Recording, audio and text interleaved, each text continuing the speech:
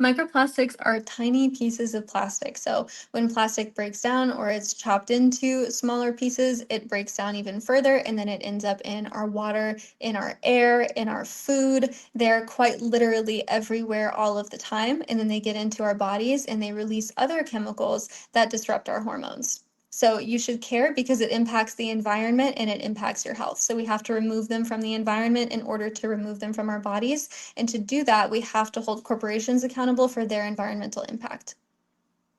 Okay, so how do we go about doing this? Because it sounds good. And then you have giant corporations who basically have a for-profit motive. And so if plastics are the cheapest way of doing things, or people keep buying plastic, they'll say, well, our consumers want it, so we're going to give them what they want.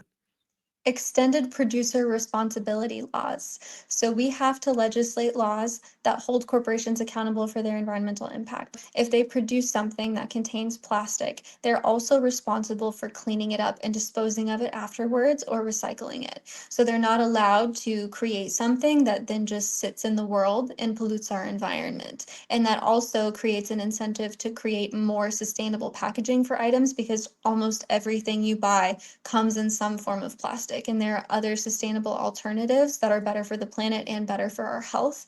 It's about making those choices for yourself.